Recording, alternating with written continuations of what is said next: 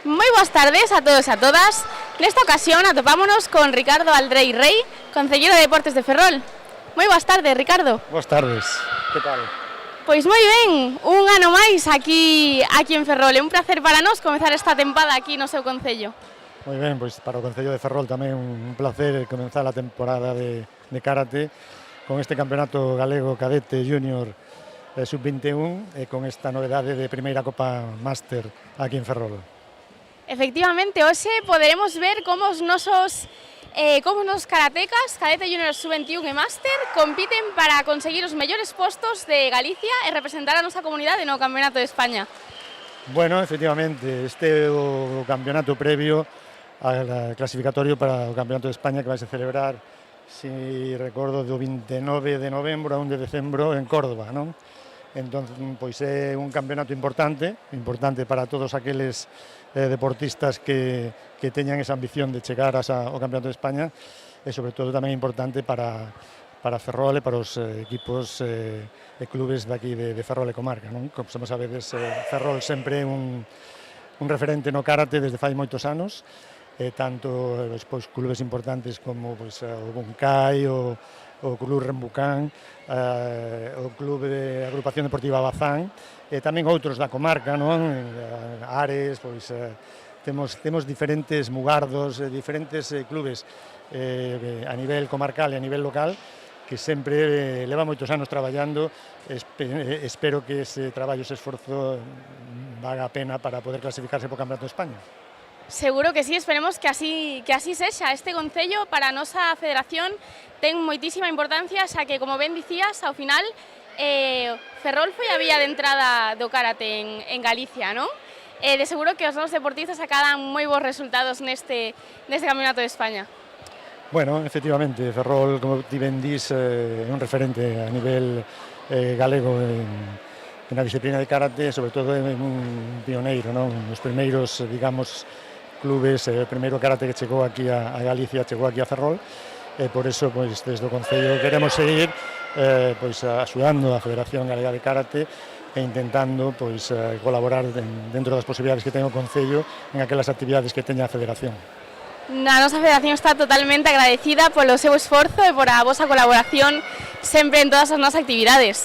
Que, bueno, como xa sabemos, este concello non só no karate é deportivamente activo, senón en moitas outras modalidades, non? Ti, como concelleiro de deportes, Ricardo, que deportes destacarías con máis relevancia no concello? Xa sexa por participación ou por os logros acadados? Bueno, Ferrol é unha cidade que ten moitísimo deporte, non? O que temos un pouco que distinguir un pouco é o que é o deporte de alta competición e despois o deporte, digamos, de base, non? A nivel de alta competición, pois, como sabedes, temos o Racing de Ferrol en segunda división nacional na Liga Hipermotion que bueno, é un referente, digamos, no fútbol a nivel xa nacional porque é un clube centenario e, sobre todo, é un clube que no día de hoxe mete a máis de 9.000 personas no Estadio da Malata, non? Entonces, se a iso engadimos que este ano o noso equipo de baloncesto femenino, o Baxi Ferrol, foi capaz de acadar a clasificación para xogar a Eurocup femenina e poder levar o nombre de Ferrol por toda Europa, pois tamén, digamos, que é un gran logro e un orgullo para esta cidade que poda a nivel europeo pois participar en unha competición en la que vai a xogar nas próximas fechas en Turquía, en próximas fechas irá a República Checa e en próximas fechas tamén irá a noso país veciño Portugal, non? Entonces, se sigo contándoche máis, tendría que ir ao fútbol sala co Parrulo, ao fútbol sala femenino, co Valdetires, atletismo, ría. Temos diferentes modalidades deportivas con un alto nivel de competición, co cal é un concello que está moi vivo a nivel competitivo. Despois, a nivel de base, temos grandes clubes que son capaces de traballar con moitísimo volumen de cativos e de cativas na base.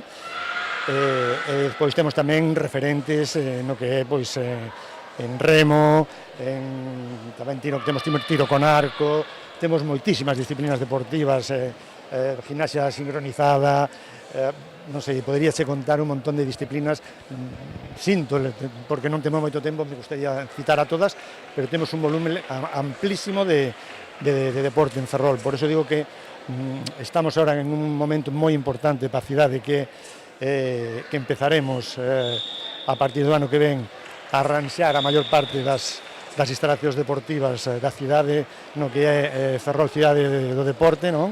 Iremos pouco a pouco amañando estas instalacións que desde fan moitos anos pois están un pouco abandonadas, deterioradas. É un, digamos, un proxecto moi ilusionante para nós do Concello, para o Concello de Ferrol, pero tamén moi ilusionante para todos os clubes da cidade que están desexando ter as mellores instalacións, ou senón as instalacións que temos nas mellores condicións posibles.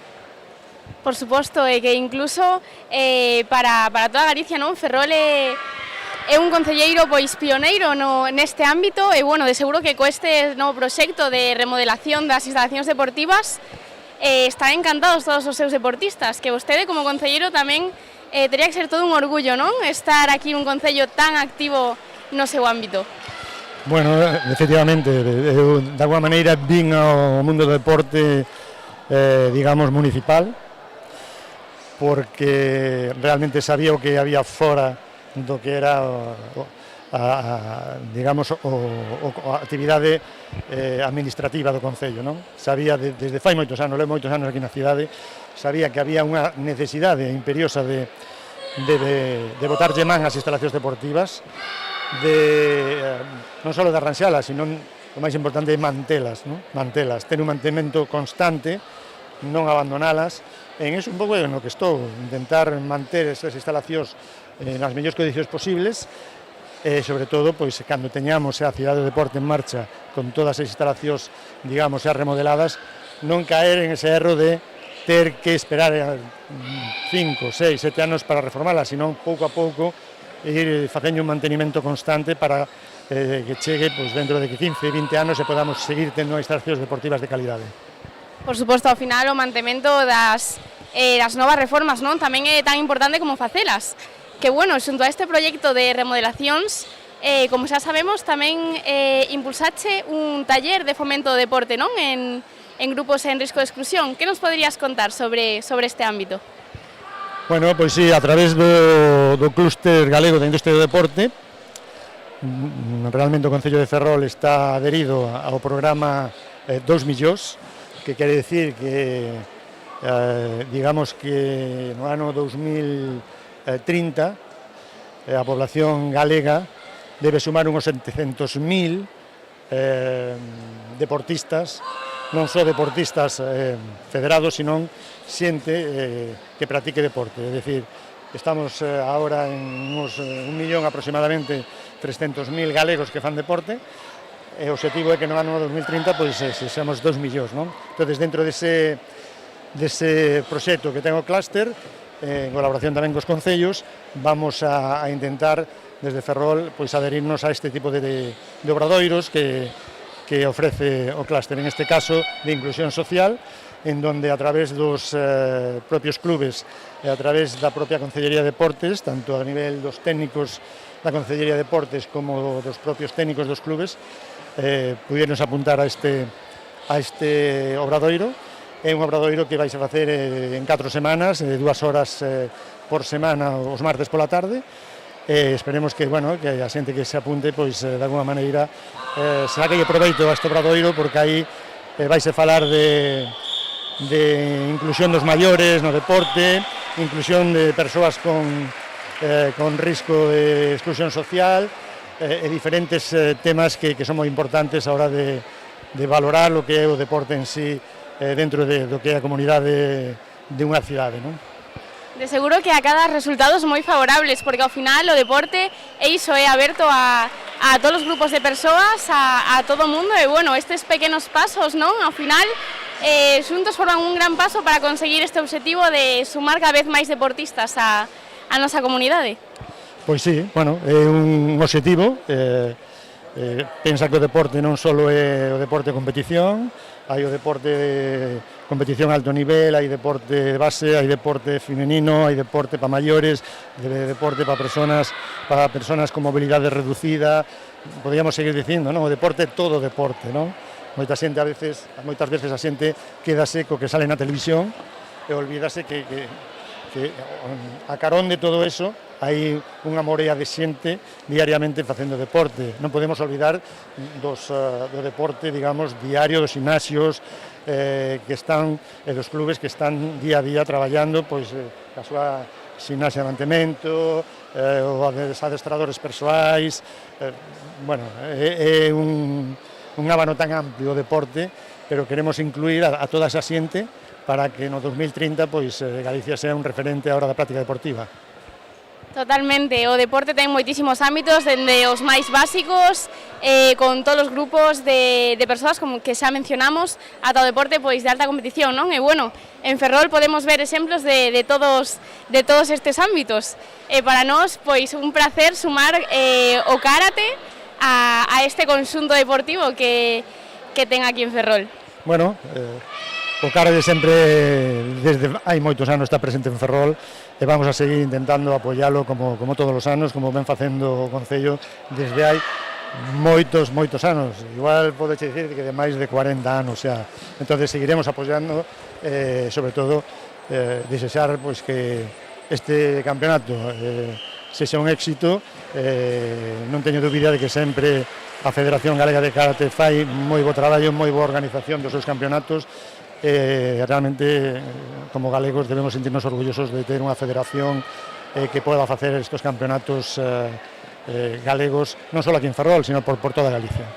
Sen dúbida, é todo un orgullo, tanto dentro da federación como galegos, non? Ter estes representantes neste deporte tan bonito como o karate. Estamos totalmente agradecidos de que nos acolla aquí xa por terceiro ano consecutivo. Unha vez máis este campeonato aquí en Ferrol. Moitísimas grazas, Ricardo, por acollernos e por todo o apoio que sempre nos brinda. Moi ben, pois moitas gracias, hasta o seguinte campeonato, que será no mes de decembro. Verémonos aquí na Malata. Pois sí, xa en breves voltaremos a encontrarnos aquí. Moitísimas grazas, Ricardo, e ata pronto. Gracias.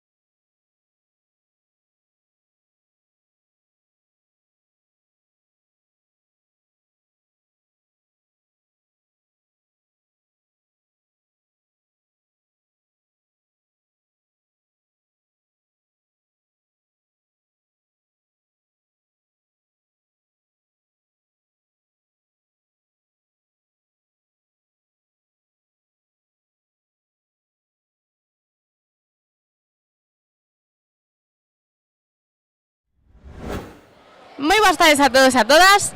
Nesta ocasión atopámonos cos nosos medallistas en cata. Moi boas tardes, chicos. Contádenos, cal é o vosso nome e de que club vides? Eu chamo-me Paris e veño da Asociación Deportiva do Coto en Negreira. Lucas, de Lelenos en Vigo. Eu Juan e veño do Xiján de Lugo. Eu son Daniel e tamén veño do Xiján. Bueno, chicos, o primeiro, enhoraboa a todos por conseguir estas medallas nun campeonato tan importante como este. Porque, bueno, supoño que xa saberedes que é clasificatorio para o Campeonato de España. Supoño que estaredes contentos. Sí. Bueno, contádenos. Cantas horas lle dedicaches semanalmente para entrenar para este campeonato? Aproximadamente. Pois semanalmente, pois igual 4 horiñas cada semana, igual levo medio mes practicando. Pero aparte deso, aínda que fora dentro de que cabe dentro poucas horas, en comparación a outra xente que se ocurra moitísimo, penso que fixen un traballo moi bo para poucas horas que fixen en comparación a outra xente. A ver, antes como por 6 horas así, pero ahora con el comienzo del curso me fui de Vigo, entonces pues, tuve que reducir un pouco, pero non. Eu poucas horas, pero máis ben foi un traballo máis a longo prazo, porque non se podía cumprir semanalmente, pero non sei moi ben cantas horas, entón, pois, desde verán empezamos xa, pois, o que lle dedicamos. No meu caso unhas 2 horas, pero bueno, tamén eu compagino con comité, entón, pois, houve que repartir un pouco máis traballo. Por suposto, ao final, bueno, o que importa é que sexan efectivas, verdad, chicos? Como podemos comprobar.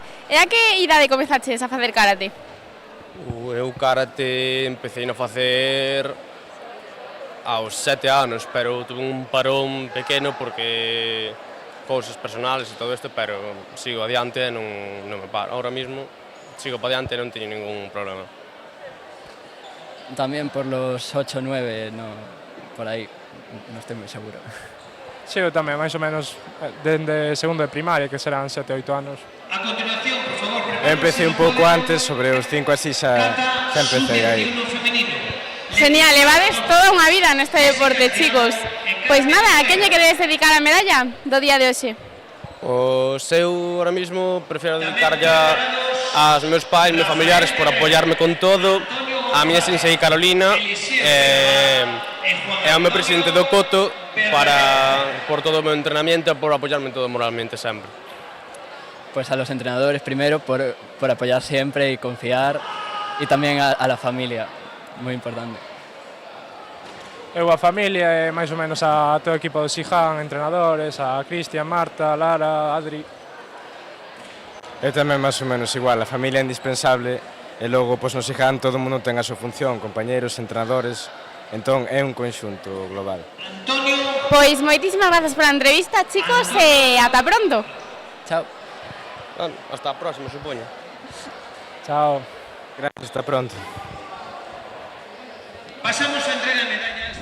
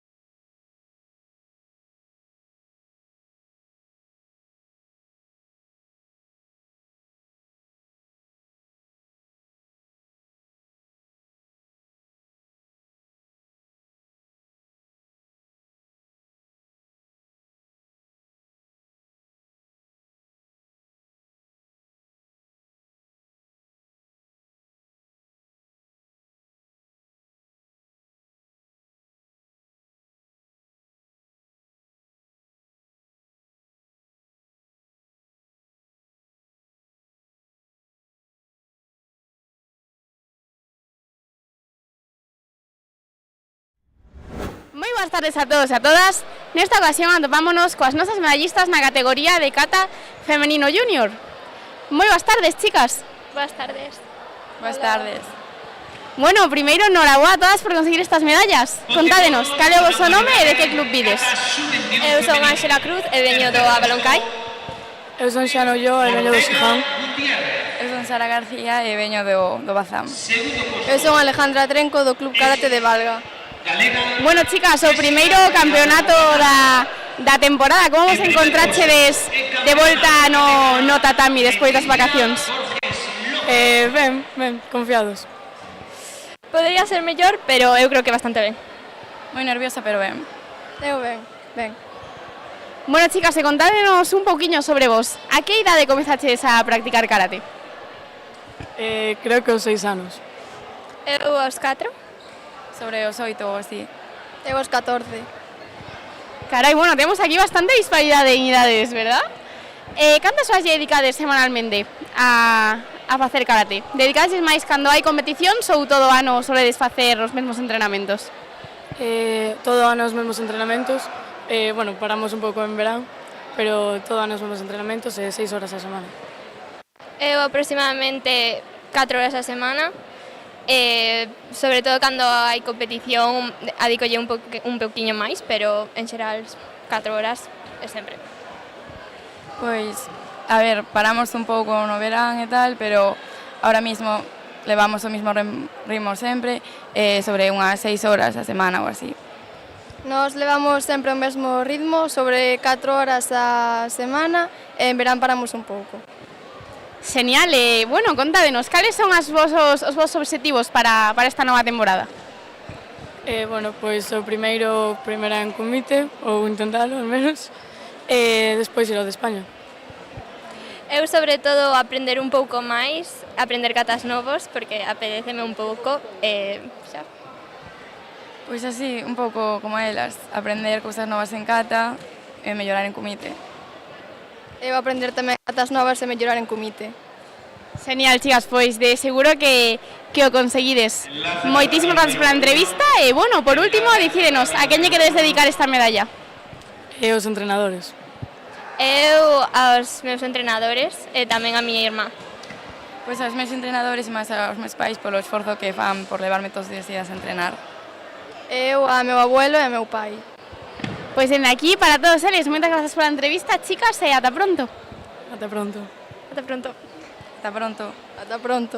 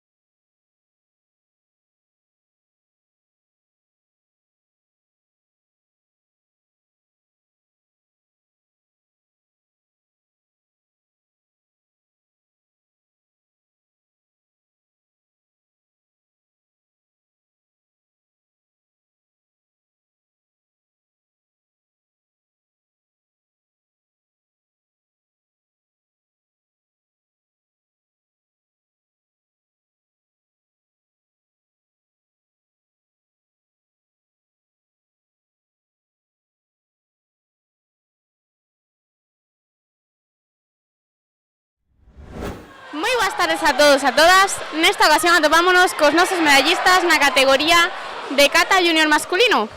Moi boas tardes, chicos. Hola. Boas tardes. Bueno, primeiro, noraboa a todos por conseguir estas medallas. Contádenos, cal é o vosso nome e de que club vides? Bueno, mi nombre es Jairo Corral y vengo del Shihan. Eu son Antón Souto e son do Dajancay. Yo soy Ari Churibarri y vengo del Casino de Ares. Yo soy Enzo Prieto del River Stone. Bueno, chicos, volta ao tatami despois dun largo verán. Como vos sentichedes nesta primeira competición da temporada? Bueno, pues bastante bien y a por más. Bastante ben, pero sei que podo dar máis ainda. Bastante bien, pero si entrenase más podría conseguir más, mejor, hacerlo mejor. Ben, pero faltoume tamén un pouco de máis entreno. Bueno, vemos aquí os nosos competidores, non? Que vos resentides quizás un pouco pola volta do verán, non? Das vacacións, pero bueno, se estades aquí con estas medallas seguro que deches o mellor de vos no tatami. Así que bueno, contádenos un pouquiño tamén que expectativas tendes para esta nova temporada, que obxectivos son os vosos? Bueno, pues seguir mejorando y cada vez demostrar más de lo que puedo hacer. Eu darme encontrado no tatami como cando entreno, en plan, sin nervios e presións. Entrenar máis e mellorar os katas o máximo posible, conseguir máis medallas. Dar máis de min e seguir entrenando ata máis alto, non sei, sí. Bueno, chicos, con esfuerzo segurísimo de conseguir estos vos objetivos. Así que nada, por último, xa, ¿a quién lle queréis dedicar esta medalla? Bueno, pues a mis profesores que siempre están ahí para nosotros y pues les deseo lo mejor. Eu ao Xía Folgueira. Aos meus profesores e familiares. Aos meus profesores, familiares e amigos. E a mi club, a Dajancay. Pois dende aquí para todos eles. Bueno, para Uxía, que xa estaba aquí con nós, xa nos estaba acompañando aquí nesta competición tamén. Moitísimas grazas pola entrevista, chicos, e noraboa de novo. Ata pronto. Muchas gracias. Grazas a ti. Grazas. Moitas grazas.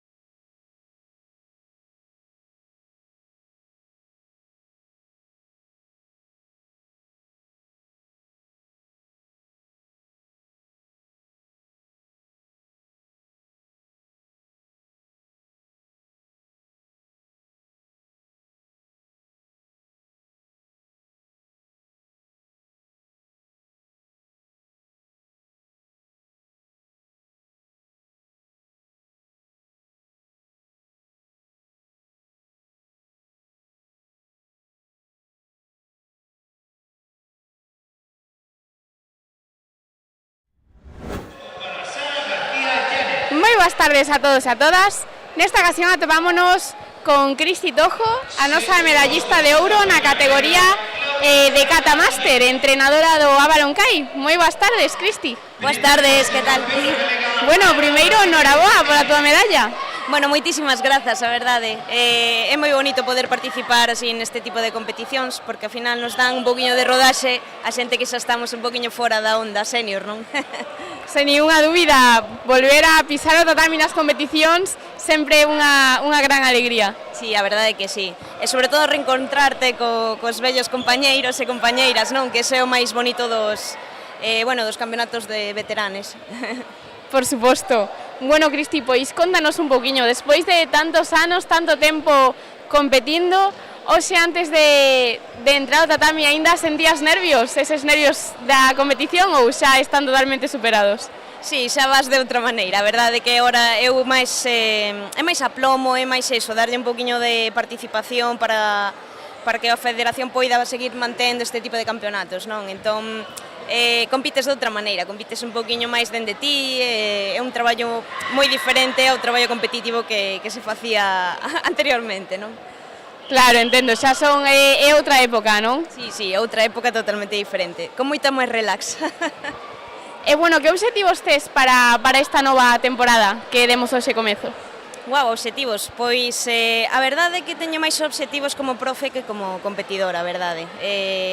Máis que nada que desfruten das competicións, que sexa un deporte sano e que fagan familia ao final, non? É dicir, a medalla virá ou non, eso xa depende do nivel de entrenamento, non? Pero máis que nada iso, non? Que desfruten de cada experiencia que se vai atendo, non? Por suposto, ao final estes momentos tan bonitos que nos brinda a competición é o máis importante, son inolvidables, verdad? Sí, a verdade é que sí. O chulo é eso, non? Que despois de, de 20, 25 anos te volves a topar ca xente que coñeceches con 7, con 8, non? E que poidas compartir eso, karategi, tatami, diferentes estamentos, e poder saludarse, poder ter ese respeto, non? Iso é moi bonito, a verdade. É o que dá o karate, vamos. Totalmente de acordo, ao final aquí somos unha gran familia. Correcto. Pois, Cristi, moitísimas grazas pola entrevista, pola túa participación e noraboa de novo. Moitas grazas a ti, bonita. Grazas.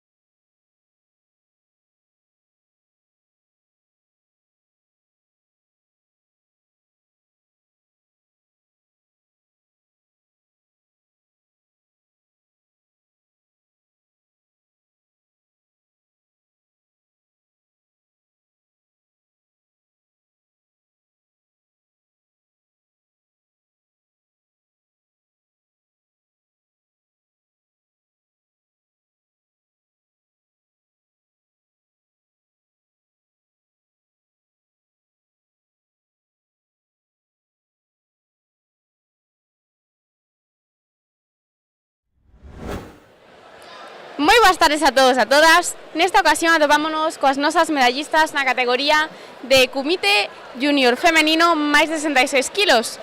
Moi boas tardes, chicas. Hola. Boas tardes. Bueno, primeiro, noraboa por estas medallas. Moitas grazas. Grazas. Bueno, chicas, contádenos, cal é o vosso nome e de que club vides? Eu chamome Alba Martínez e veño do Buncai Sport. Eu son Sara García e veño do Bazán. Bueno, Sara, segunda entrevista do día. Hoxe vas para casa chea de medallas. Sí, un pouquiño. Supoño que estarás contenta. Sí. Bueno, chicas, pois contádeme un pouquiño, sensacións nestes primeiros combates da temporada. Pois a verdade é que bastante ben, porque levo todo o verano practicando para este campeonato, e tamén como tiven que sacar o primeiro dan, pois iso axudoume a practicar un pouco máis tamén, tanto kata como kumite. Pois moi nerviosa, xa que ele fixera unha parada moi grande, entonces había nervios. E bueno, un pouquiño os vosos obxectivos para esta temporada, cales son? Contanos. Pois eu espero que me seleccionen para a selección galega, para o Campeonato de España. Despois tamén irei a algunha liga nacional que haxa e tentarei conseguir medalla, porque ese é o meu obxectivo dende hai 2 anos que comecei coa selección, entón, pois, a ver se chega. Pois mellorar un pouquiño máis cada vez para ir mellorando en cada campeonato. Pois chicas, moitísima sorte en todos os vosos proxectos, que segurísimo que con traballo e esforzo van a chegar para antes de que acabe esta tempada, esperemos. Así que nada, chicas, a que lle queres dedicar esta medalla? Pois eu dedico yo a meu pai, que axudoume a calentar e a quitarme os nervios, e tamén a miña avoa e a miña nai, que están vendome dende a grada, e ao meu avó, que aínda que non pode estar aquí, pois sei que está vendome dende arriba. Pois un pouco aos meus entrenadores e máis aos meus pais por todo o esforzo que fixeron por mí. Pois dende aquí, para todos eles, para ese avó que seguro que te está cuidando en todo momento, moitísimas grazas, chicas, por a entrevista e ata pronto. Chao. Ata pronto.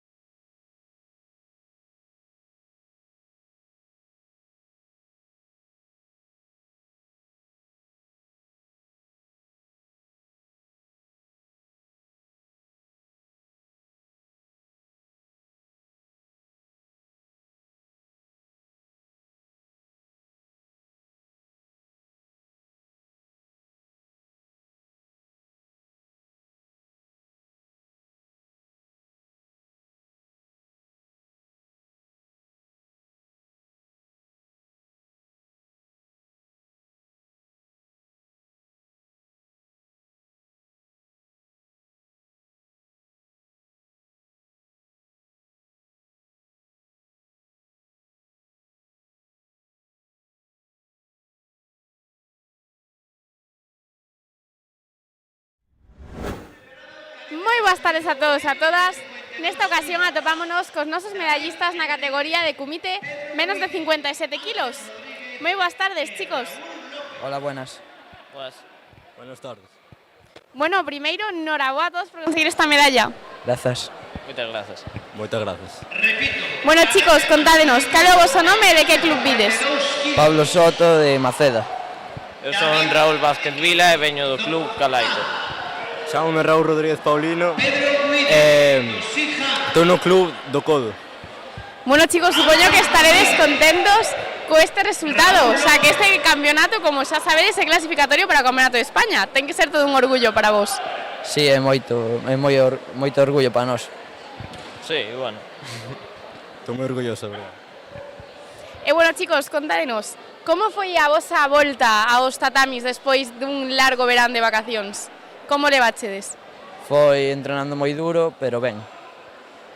Entrenamos bastante, ao fin e ao cabo non se perde a práctica e ben. Entrenei pouco, pero foime ben. E estou orgulloso do que fixen e do traballo que hai atrás. Genial, chicos, pois, por suposto, para estar aquí tivo que irvos super ben nesta competición. E bueno, cales son os vosos obxectivos para esta temporada que comezamos hoxe? Son intentar ir ao Campeonato de España e gañar o máis posible nas ligas. Obxectivos gañar o máximo posible, pasalo ben e conseguir moitos novos amigos. Meu obxectivo principal fai un ano é o Campeonato de España e estou aí. Pois bueno, chicos, esperemos que traballando durante toda a temporada consigades acadar todos os vosos retos e obxectivos que vos propoñedes. Pois nada, xa por último, comentádenos a que lle queredes dedicar esta medalla. O meu entrenador, a miña familia e amigos. A xente do meu club e a miña familia, e a miña irmá en especial. A miña familia en general, máis os meus entrenadores, todos. Pois dende aquí, para todos eles, moitísimas grazas pola entrevista, chicos, e enhoraboa de novo. Grazas. Grazas a ti. Moitas gracias.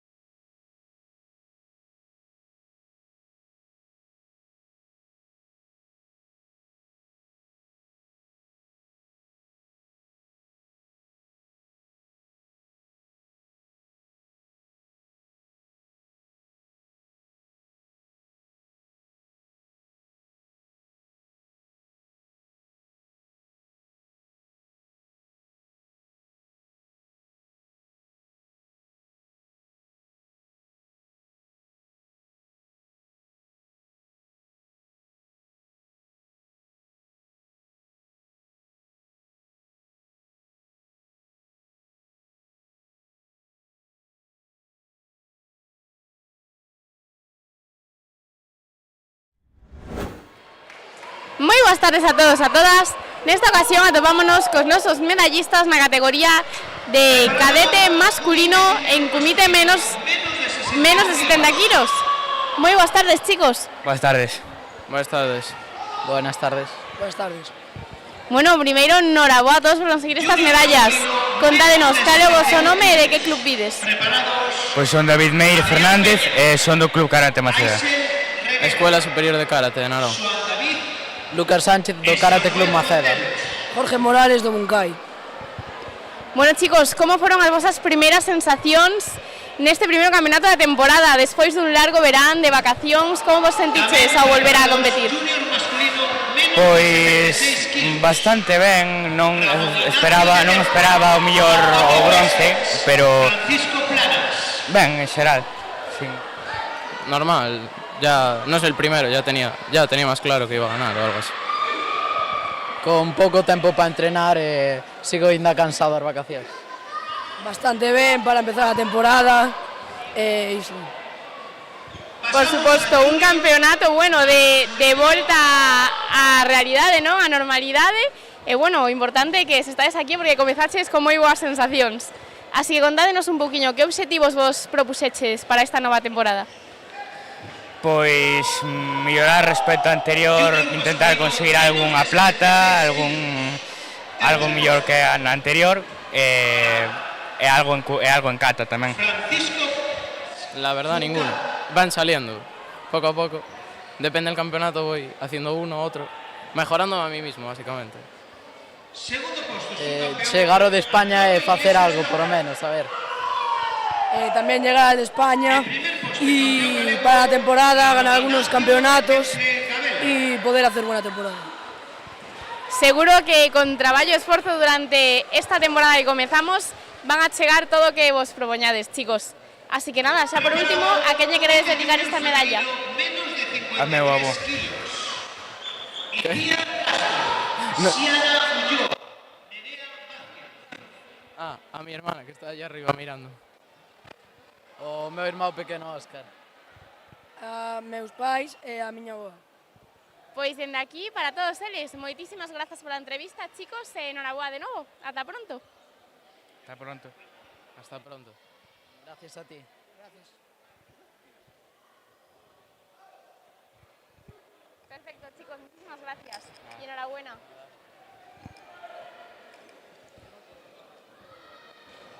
¿Podéis venir los siguientes? La siguiente categoría, chicos, venidos los 4. No, hay uno que está del coche ahora. Ah, ok.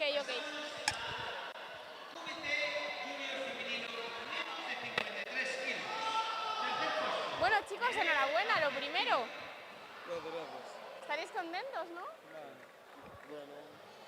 Contadme, ¿qué categoría sois? Más de 70. ¿Cadete? Cadete más de 70. Genial, pues vamos a colocar... Ay, tenemos que esperar un poquito que no está el cámara. Cuando llegue el cámara empezamos, ¿vale? Nada, preguntas cortitas, súper fáciles, una entrevista cortita. Así que nada. ¿A ti no me gustan las veces, creo? Es que tú no me suenas mal.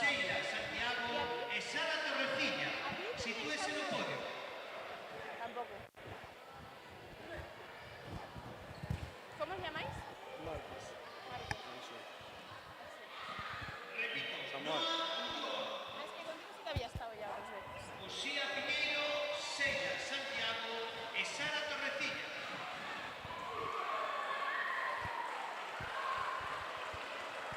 Pues nada, esperamos un poquito y ya empezamos.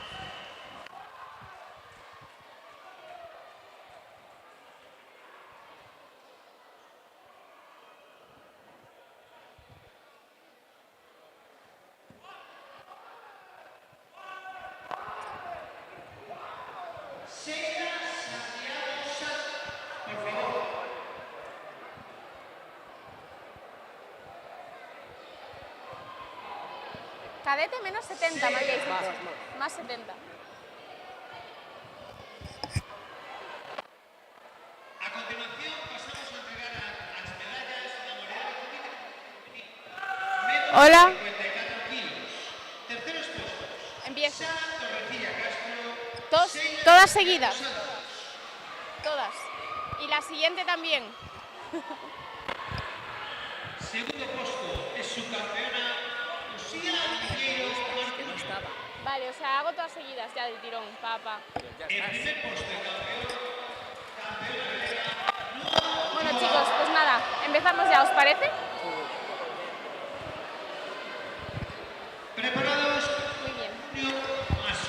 Moi boas tardes a todos e a todas.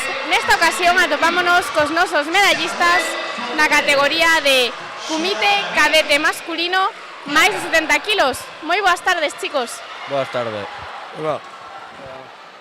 Bueno, primeiro, noraboa a todos por conseguir estas medallas. Contádenos, cal é o voso nome e de que club vides? Mi nombre es Samuel y vengo de la Escuela Superior Karate Narón.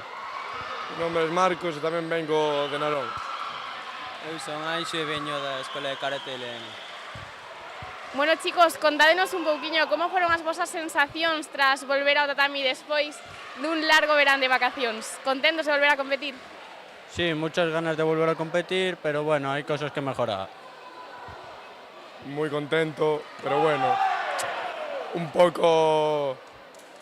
Yo lo dejo así, vale. Yo no hablo. Ben. Bueno, chicos, e que obxectivos vos propuxeches para esta nova temporada? Que esperades facer nesta nova temporada que comezamos hoxe? Buenos resultados y nada, poca cosa más. Podium nacional en Santander y Campeonato de España. Mellorar resultados con respecto ao ano pasado. De seguro, chicos, que con esforzo conseguides todo o que vos propoñades nesta temporada. Así que nada, xa por último, a quen lle queredes dedicar a medalla? Se la dedico a mis padres, a mi club y sobre todo a mi familia. A Nicolás Carnota, es un gran amigo mío. A miña familia e meu club. Pois moitísimas gracias pola entrevista, chicos, e enhoraboa de novo. Gracias. Gracias. Gracias. Perfecto, chicos, muchas gracias.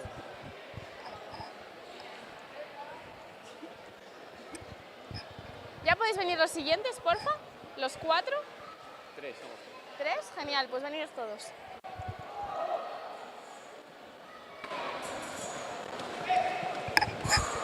¿Podéis poneros por aquí, porfis? Bueno, chicos, enhorabuena a todos, lo primero. Estaréis contentos, ¿no? Sí, sí. Muy bien, contadme, ¿qué categoría sois? Junior menos 76. Menos 76, genial. Ariana Palacio ao podio. Bueno, pues si estáis preparados, empezamos ya, ¿os parece? Sí. Genial. A continuación pasamos a Kumite cadete femenino menos de 61 kilos. Moi boas tardes a todos e a todas. Nesta ocasión atopámonos cos nosos medallistas na categoría de Kumite cadete masculino menos de 67 kilos. Moi boas tardes, chicos. Hola. Muy buenas tardes. Muy buenas, muy buenas. Bueno, chicos, o primeiro darvos a enhoraboa a todos por conseguir estas medallas. Contádenos, cal é o voso nome e de que club vides? Eu son Antonio e veño do Xifán. Yo soy Ramón y vengo del Remucam. Francisco Planas. Bueno, chicos, contádenos, cales foron as vosas sensacións tras a volta do verán, nova temporada? Como vos sentiches a volver ao tatami? É difícil volver a estar en punto, pero bueno, séntome ben. Muy buenas sensaciones para acabar de volver del verano. Muy bien, hay que trabajar un poco más, pero muy contento, muy contento. Por suposto, importante agora volver a poñerse a punto, coller a temporada con ganas. E nada, que obxectivos vos propuxeches para esta nova temporada? Que queredes conseguir? Pois seguir con boas sensacións e conseguir moitas máis medallas.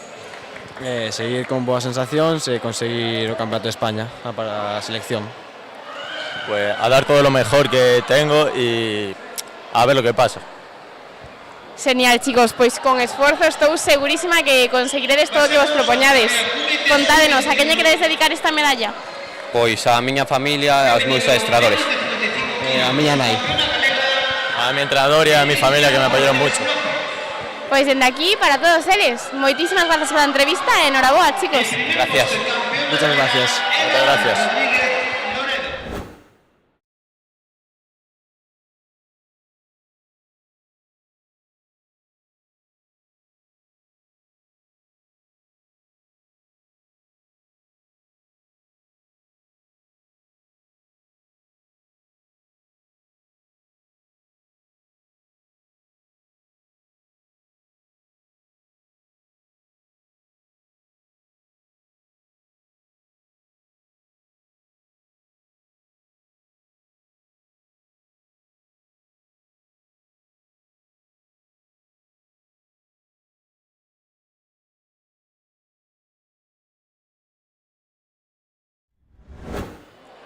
boas tardes a todos e a todas. Nesta ocasión atopámonos coa nosa medallista de ouro na categoría de Kumite Junior femenino menos de 53 kilos. Moi boas tardes.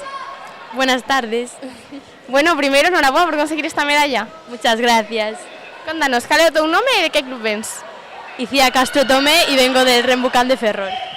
Bueno, Icía, cales foron as túas sensacións a volta ao tatami despois dun largo verán de vacacións? Como te encontraches? Pues bien, estaba bastante nerviosa, la verdad, pero bueno, bien. Pues siguiendo lo que me dice mi coach, o intentándolo, cuando se puede, y pues nada, bien. Dende logo, sabemos que para acadar este resultado tivo que ser unha moi boa competición. Sí, a ver, yo estoy contenta, la verdad, no me lo esperaba. E contanos, cales son os teus obxectivos para esta nova temporada? Que te propuseches? Pues ir a la preselección y ojalá ir al Campeonato de España y hacerlo lo mejor que pueda, y luego esta temporada en general pues seguir mejorando. Pois genial, de seguro que con traballo e esforzo conseguirás todo o que te propoñas. Así que nada, xa por último, a quen lle queremos dedicar esta medalla? Pues a mi familia, a mi hermana, a todos mis compañeros del Rembu y que sé que lo van a ver, y a Moncho, mi coach. Pois dende aquí, para todos eles, moitísimas grazas pola entrevista e enhoraboa. Nada, gracias.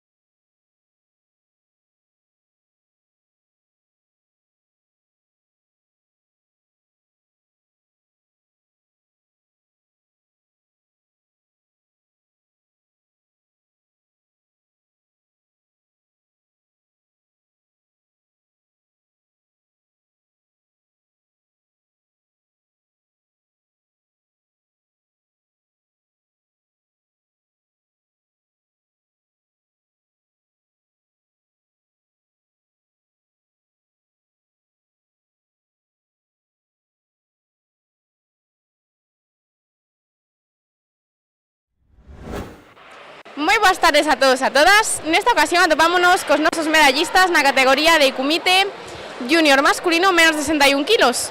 Moi boas tardes, chicos. Moi boas. Moi buenas. Boas. Bueno, primeiro, enhoraboa a todos por conseguir estas medallas. Contádenos, cal é o vosso nome e de que club vides?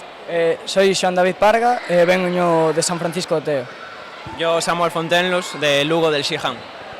Eu son Adrián Peña Dorado e veño de ese Canarón. Bueno, chicos, contádenos un poquinho as vosas sensacións tras volver ao tatami despois dun longo verán de vacacións. Como vos atopachedes? Con moi boas sensacións preparando o nacional. Sí, lo mismo. Tras unos meses sin hacer nada, sin competir, ahora sienta bien volver. Sí, estuve ben. Se podría decir que sí. Por suposto, volver ao tatami sempre unha alegría, non? Así que contádeme, que obxectivos vos propuseches para esta nova temporada? Que queredes conseguir? A ver, o obxectivo é moi complicado, pero unha medalla nacional non estaría mal. Sí, yo tengo el mismo. En el Campeonato de España ahora, a ver qué tal se nos da. Más o menos o mesmo, facer o mellor que se poida e conseguir os máximos combates posibles nacionalmente. Bueno, con grandes vistas ao nacional, polo que podemos escoitar. Así que nada, chicos, moitísima sorte de toda a federación, que seguro que con traballo e esforzo conseguides o que vos propoñedes. Así que nada, xa por último, a quen lle queredes dedicar a medalla? Pois a toda a miña familia e os meus amigos e os compañeiros do San Francisco. Yo esta se la dedico a mis amigos de Salsa Blanca. A miña familia, a meus amigos e todo o club en general. Pois dende aquí para todos eles. Moitas grazas pola entrevista, chicos, e enhoraboa de novo. Moitas grazas. Gracias a ti. Grazas.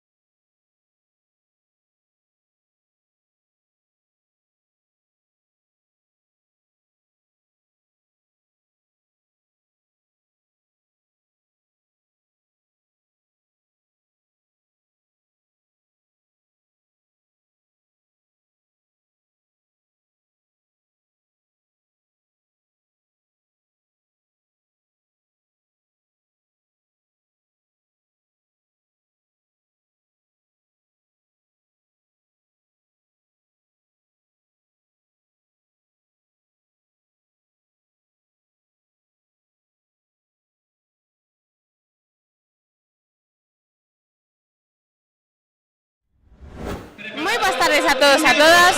Nesta ocasión atopámonos coas nosas medallistas na categoría de Kumite Junior femenino, cadete femenino, máis de 61 kilos. Moi boas tardes, chicas. Buenas tardes. Buenas tardes. Buenas tardes. Buenas, buenas. Bueno, o primeiro, moitísimas felicidades por conseguir estas medallas. Estaredes contentas. Moi contenta. Gracias. Bueno, contádenos, cal é o voso nome e de que club vides? Yo me llamo Margarita y vengo de Laca y Río. Yo me llamo Sofía y vengo del Karate Club Maceda.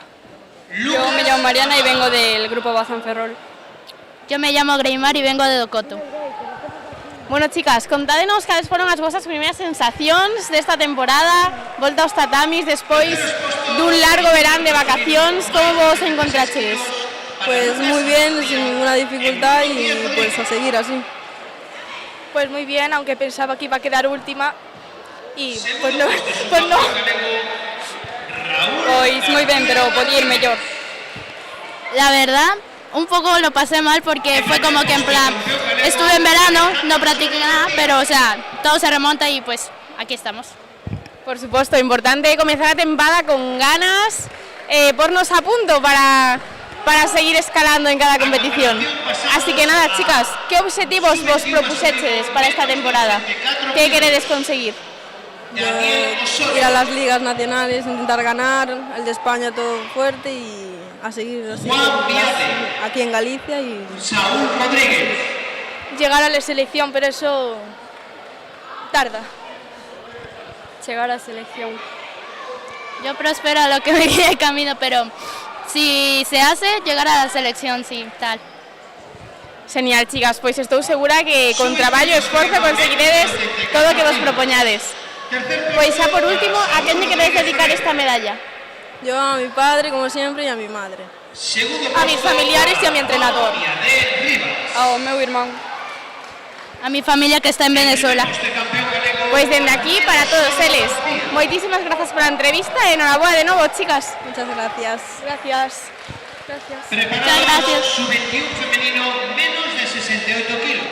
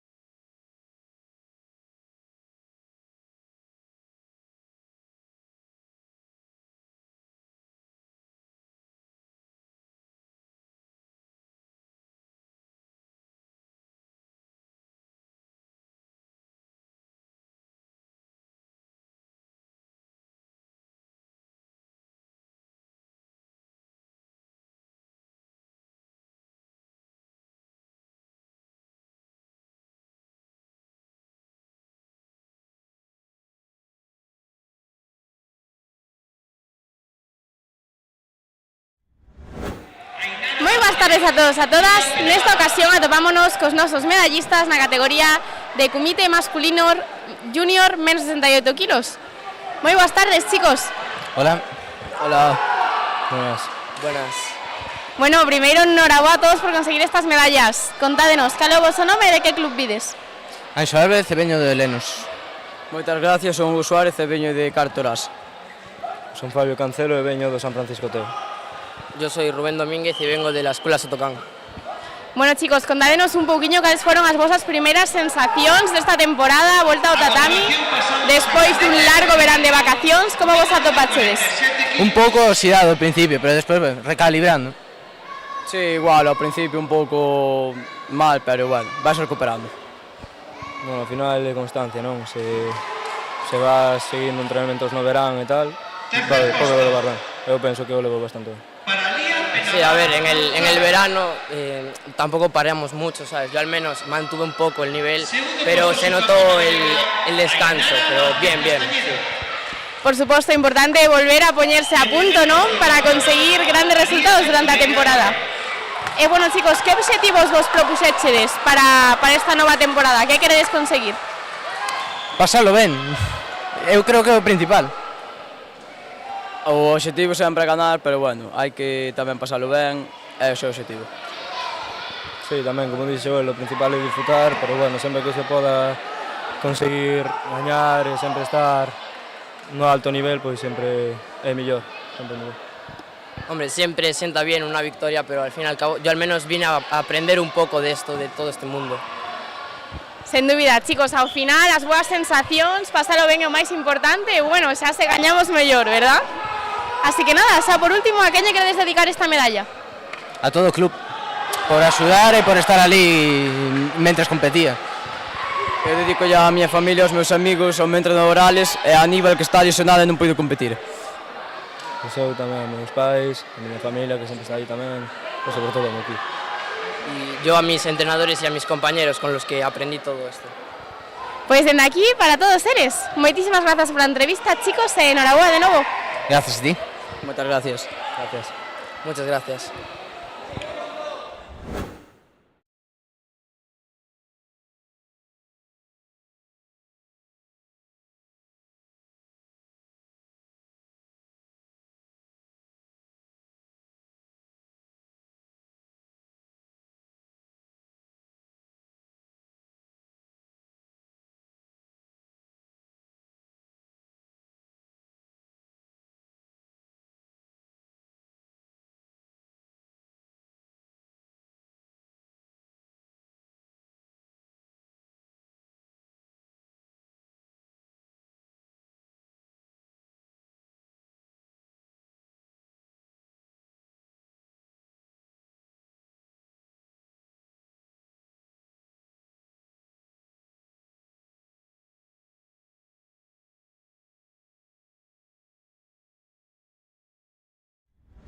Buenas tardes a todos e a todas. Nesta ocasión atopámonos cos nosos medallistas na categoría de Kumite masculino junior máis de 76 kilos.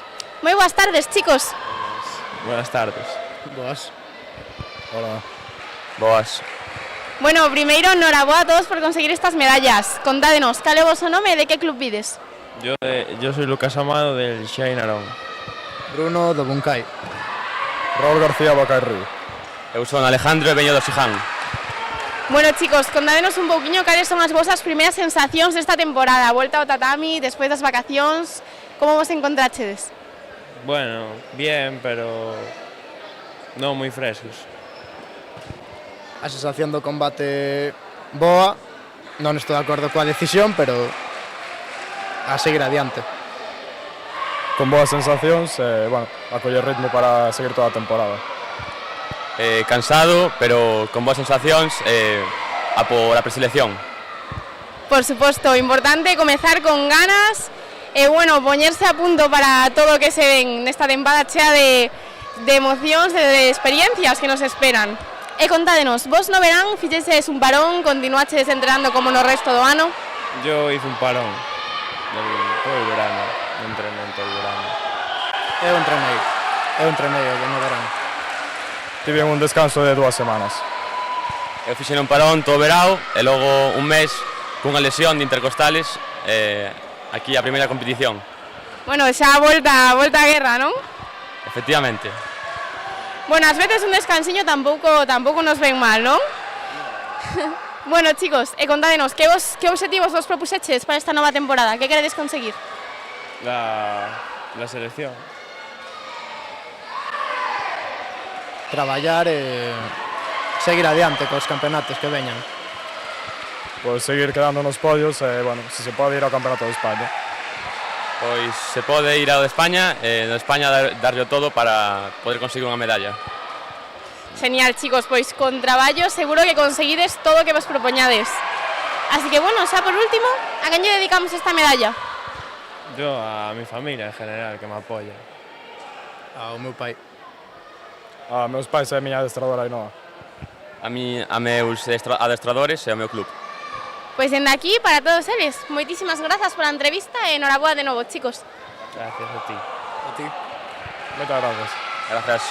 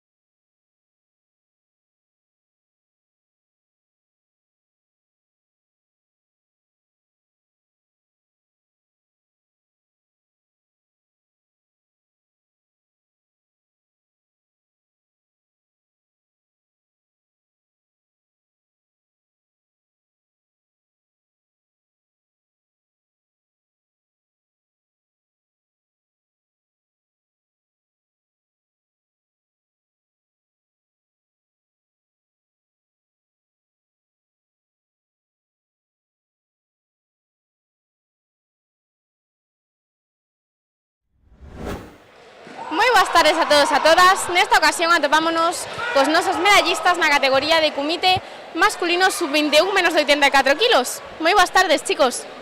Buenas. Buenas tardes. Buenas tardes. Bueno, primeiro, noraboa a todos por conseguir estas medallas. Contádenos, cal é o vosso nome e de que club vides? Saúl, de Sotocán en Vigo. Digo, sí, Adezais. Yo, Juan, del Siján de Lugo. Daniel, del Siján de Lugo. Bueno, chicos, como vos atopachedes neste campeonato? Primeiro da temporada, despois do verán, nunhas vacacións, cales foron as vosas sensacións? Bien. Sí. Fue un buen campeonato así para entrar en contacto y pues nada más. Sí, se nota el verano, que estamos cansados ya con lo que hicimos, estamos reventados, se nota el verano. Sí. Por suposto, bueno, importante comezar con ganas e poñerse a punto para todas as que quedan. Chicos, que obxectivos tedes para esta temporada? Que vos propusechedes conseguir? Entrenar y mejorar en karate. Nada, seguir entrenando y competir en todo lo que se pueda y ya está. Yo lo mismo, a todo lo que se pueda competir, intentar ganarlo. Todo lo que se vaya, intentar ganarlo. Sí. Por suposto, chicos, pois nada, a quen lle dedicamos esta medalla? A mis entrenadores, Óscar y Negro. Y Raquel. Yo a mi familia y a todo el Siján. Yo a mi familia, que están siempre apoyándome a ellos, va para ellos. Pois dende aquí para todos eles, que seguro que nos están vendo. Así que nada, moitísimas gracias, chicos, e noraboa de novo. Gracias a ti. Gracias. Muchas gracias.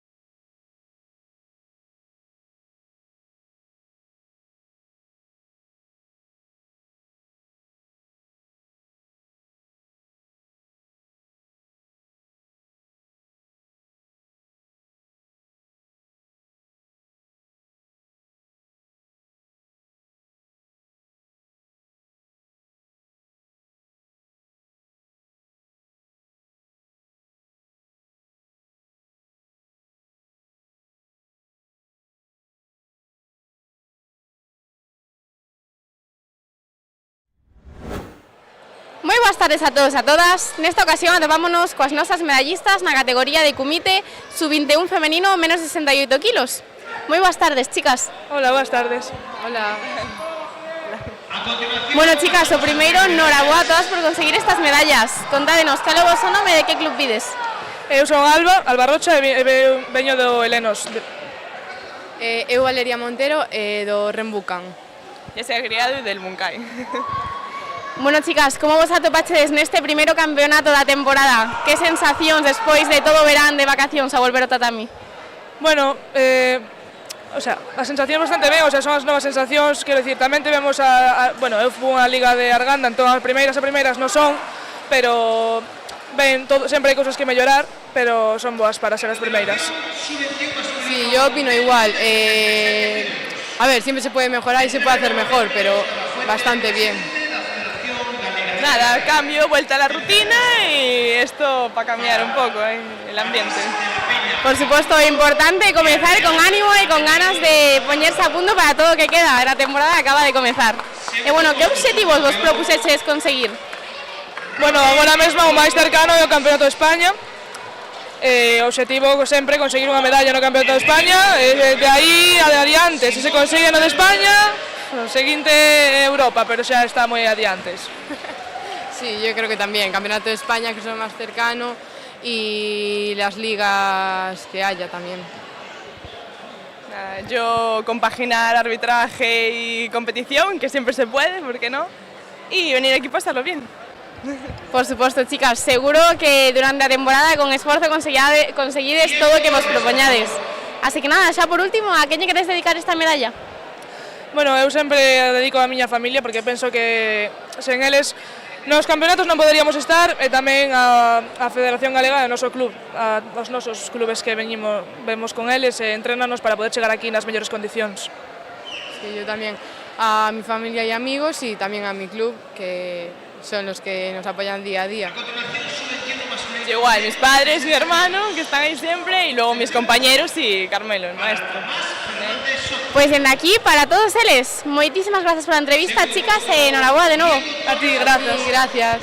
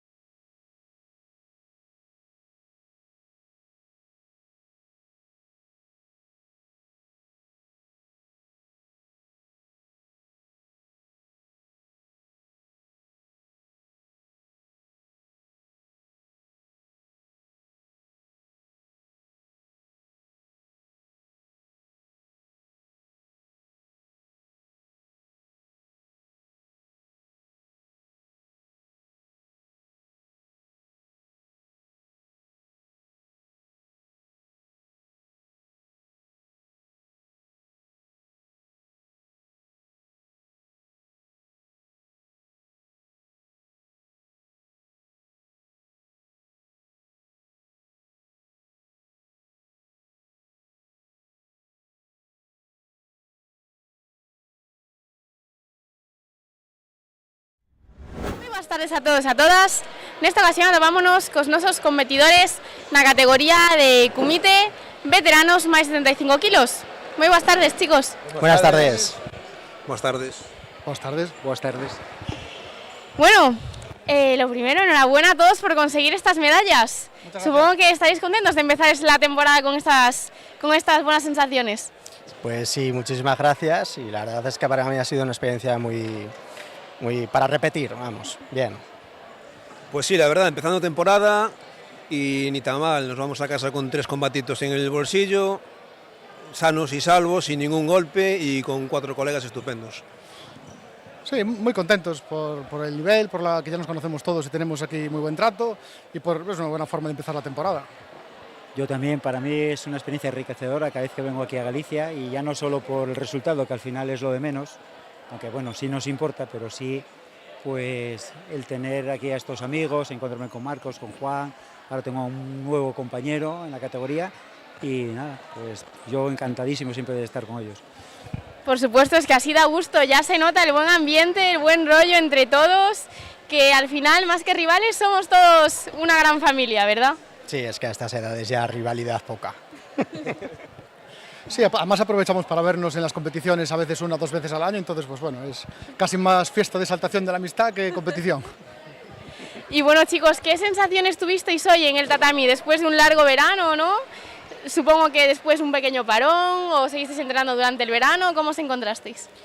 A ver, yo me encontré bien, tuve que hacer 2 combates así muy seguidos y ahí sí que en el segundo lo noté, que me faltaba un poquito de fuelle, pero bueno, con muy buenas sensaciones en los 3 combates y resaltar el buen nivel de los compañeros que son unas máquinas.